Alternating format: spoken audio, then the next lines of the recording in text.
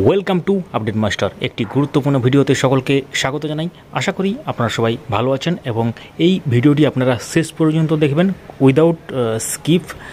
এবং যারা নতুন দেখছেন চ্যানেলটিকে সাবস্ক্রাইব করে রাখতে পারেন এবং যারা ফেসবুক থেকে দেখছেন অবশ্যই আমাদের পেজটিকে ফলো করে রাখতে পারেন। তো অর্ডার কপি সহকারে আজকে এসএসসি মামলার পুরো ব্যাপারটা সহজ ভাষায় আপনাদের সামনে রাখা হবে। তো কি ব্যাপার আছে, অর্ডার কপিতে কী লেখা আছে এবং তার সাথে যে ব্যাপার সেটা নিয়ে কিন্তু ভিডিওটি হতে চলেছে। তো যারা জানেন না তাদের উদ্দেশ্যে বলে রাখি যে আজকে এসএসসি 2016 পুরো প্যানেল বাতিল করা হয়েছে কলকাতা হাইকোর্টের পক্ষ থেকে, এবং আদালত যেটা জানিয়েছে যে 23,753 জনের নিয়োগ বাতিল হয়েছে। এছাড়াও আদালত যেটা জানিয়েছে যে মেয়াদ উত্তীর্ণ হওয়ার পর কোনো চাকরি বৈধ বলে গণ্য হওয়া উচিত নয়। তো রায় দিতে গিয়ে কলকাতা হাইকোর্ট যেটা জানিয়েছে এসএসসি নিয়োগ দুর্নীতি মামলায় সমস্ত নিয়োগ বাতিল করা হচ্ছে। এখানেই শেষ নয়, প্যানেলে মেয়াদ উত্তীর্ণ হওয়ার পরও যাদের চাকরি হয়েছে তাদের 4 সপ্তাহের মধ্যে বেতন ফেরত দিতে হবে। আগামী 6 সপ্তাহের মধ্যে জেলা শাসকদের টাকা উদ্ধার করতে হবে। এছাড়াও উল্লেখযোগ্য নির্দেশ, এই সংক্রান্ত সমস্ত নিয়োগ দুর্নীতি তদন্ত করবে সিবিআই।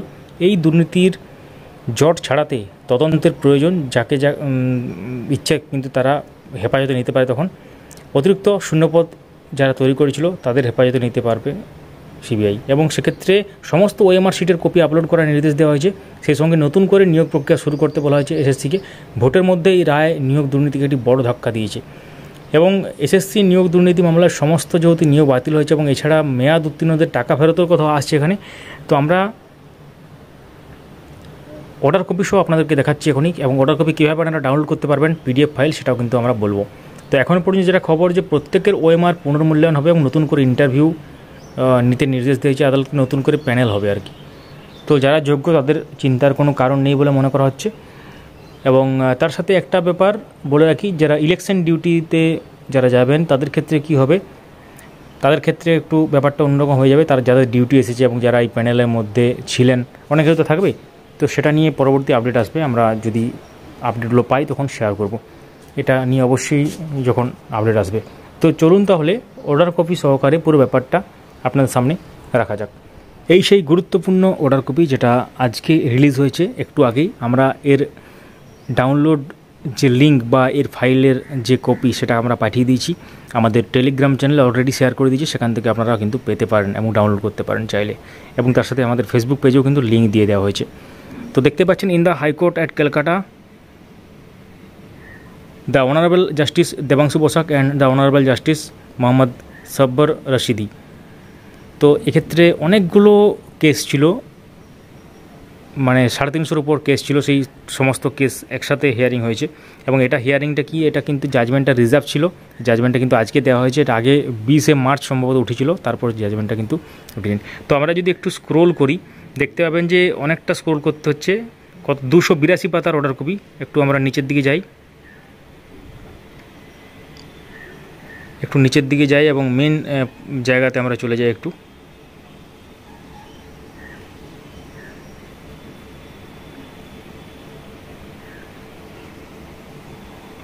দেখুন ডাইরেকশানে কী আছে। ডিরেকশানে, in view of the discussion above the we issue the following direction: read petitions appearing in the monthly list of March 2024 of this bench which are not filled and numbered in the year 2021-22 are released from the list due to a lack of jurisdiction or determination।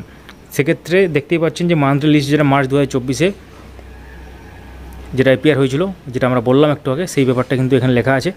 এবং তারপর আমরা চলে যাই যে all appointment granted in the selection process involved being violative of Article 14 and 16 of the Constitution of India are declared null and void and cancelled। তার মানে article 14 এবং article 16কে violet করা হয়েছে, এবং সেই সংক্রান্ত ব্যাপার নিয়ে পুরো সিলেকশন প্রসেস বা পুরো নিয়োগটা বাতিল করা হচ্ছে। তারপর 3 নম্বর কী আছে, OMR sheets available in the 3 hard disk if not already done or such portion not done must be uploaded in the website of SSC forthwith and made available the public for viewing। তার মানে OMR সিটগুলো কিন্তু upload করতে হবে public ভিউইংয়ের জন্য, অর্থাৎ সেক্ষেত্রে যারা সবাই দেখতে পায় যাতে, সেটা কিন্তু করতে হবে লেখা আছে। তারপরে 4 নম্বরে, persons who had been appointed outside the panel after expiry of the panel as also those who submitted blank OMR sheets but obtained appointments must return all remunerations and benefits received by them। তার মানে কি, যারা মেয়াদ উত্তীর্ণ প্যানেলে নিয়োগ পেয়েছেন বা প্যানেলের বাইরে প্যানেল বহির্ভূত নিয়োগ পেয়েছেন বা ফাঁকা ওএমআর সিট জমা দিয়ে নিয়োগ পেয়েছেন, তাদের ক্ষেত্রে সমস্ত বেতন ফেরত দিতে হবে এবং যা সুবিধা পেয়েছেন সেগুলো কিন্তু রিটার্ন করতে হবে। এবং সেক্ষেত্রে যেটা ব্যাপার আমরা বললাম যে 12% বা রেনমে তাদেরকে কিন্তু রিটার্ন করতে হবে, 12% ইন্টারেস্ট সহকারে তাদেরকে রিটার্ন করতে হবে from the date of receipt thereof till deposit within a period 4 weeks from date, 4 সপ্তাহের মধ্যে। এবং ডিস্ট্রিক্ট ম্যাজিস্ট্রেটকে এই নির্দেশটা দেওয়া হয়েছে এবং তারা যাতে এই ব্যাপারটা কিন্তু তাদের যে অ্যামাউন্টটা এটা কিন্তু আদায় করার জন্য তাদেরকে একটা নির্দেশ দেওয়া হয়েছে পুরো ব্যাপারটা নিয়ে।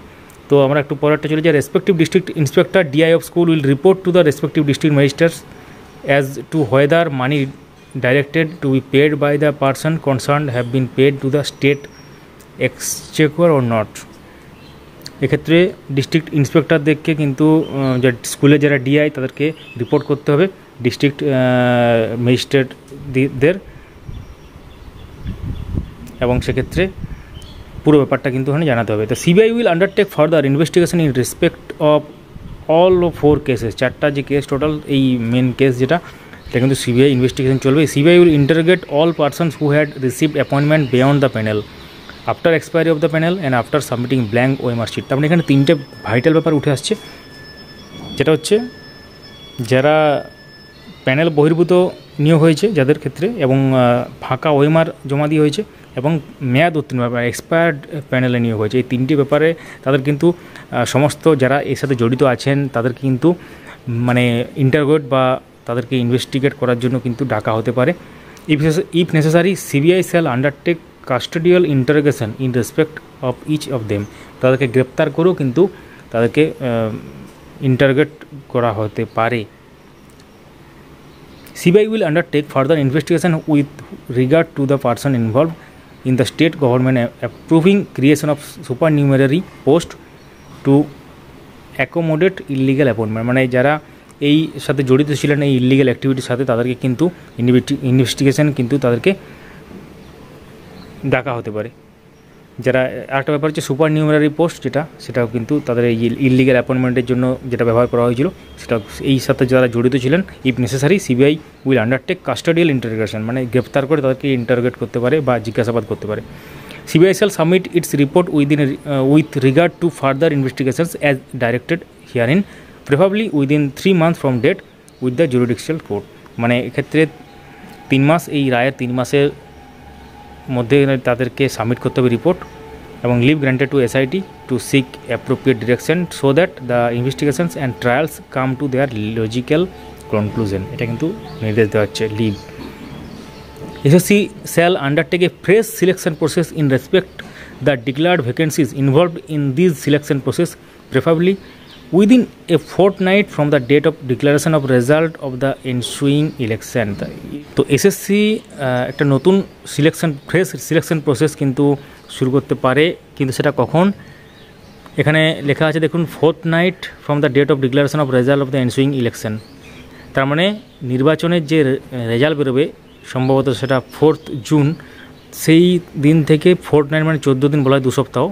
তাহলে 2 সপ্তাহের মধ্যে কিন্তু ফ্রেশ অ্যাপ্লিকেশন সিলেকশন প্রসেস শুরু করার একটা ব্যাপার কিন্তু এখানে উঠে আসছে, অর্থাৎ জুন মাসে কিন্তু গুরুত্বপূর্ণ ব্যাপার উঠে আসবে। তো তার আগে কিন্তু সুপ্রিম কোর্টে যাচ্ছে হয়তো এসএসসি বা রাজ্য সরকার, এগুলো কিন্তু খবর আসছে। এটা নিয়ে আমরা যখন বিস্তারিত আপডেট পাবো তখন দেবো, একটা খবর আসছে। তো তারপর আমরা দেখে নিই যে appointments for preparation, evaluation and scanning of OMR sheet shall be made by SSC open tender and after declaring the eligibility criteria and other terms and condition of the contract. তার মানে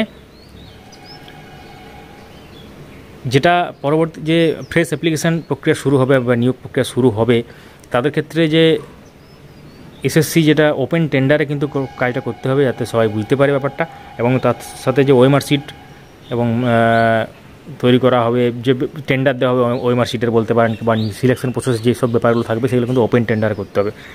এবং other term and condition of the contract, যেগুলো other term and condition থাকবে, শর্তগুলো থাকবে, সেগুলো কিন্তু open প্ল্যাটফর্মে বা ওপেন টেন্ডারে কিন্তু পুরো ব্যাপারটা করতে হবে, মানে কোনো হিডেনভাবে কিন্তু করা যাবে না। SSC shall follow the rules governing the selection process in letter and spirit. এটা কিন্তু যেটা নিয়মগুলো সেগুলো ফলো করতে বলা হচ্ছে। তো SSC shall make available all policy decisions with regard to compliance of the recruitment rule governing any of the categories of the selection process in this website। এটাও কিন্তু নির্দেশ দেওয়া হচ্ছে। তো এক্ষেত্রে যে WP নাম্বারগুলো এগুলো উল্লেখ করা আছে। তো আমরা একটু নিচের দিকে চলে যাই। এখানে এই যে গুরুত্বপূর্ণ ব্যাপার কিছু লেখা আছে আপনারা দেখতে পাচ্ছেন।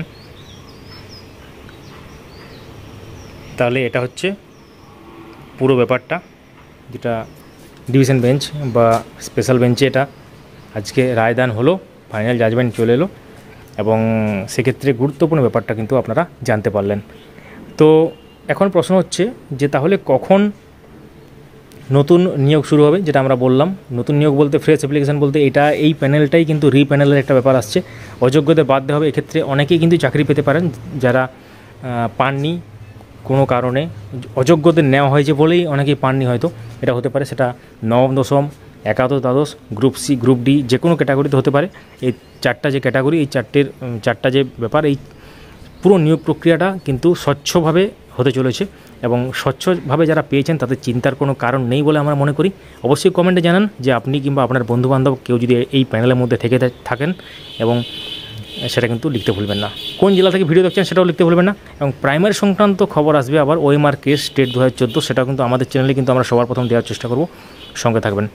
ভিডিওটি লাইক করতে পারেন, এবং আমাদের এই এক্সপ্লেনেশন বা এই অ্যানালিসিস যদি ভালো লেগে থাকে আমাদের এই চ্যানেলটিকে সাবস্ক্রাইব করে রাখুন, তাহলে পরবর্তী যে ভিডিওগুলো আমরা নিয়ে আসবো সেগুলো কিন্তু মিস করবেন না। যারা ফেসবুক থেকে দেখছেন আমাদের এই পেজটিকে ফলো করে রাখতে পারেন। Thank you so much for watching.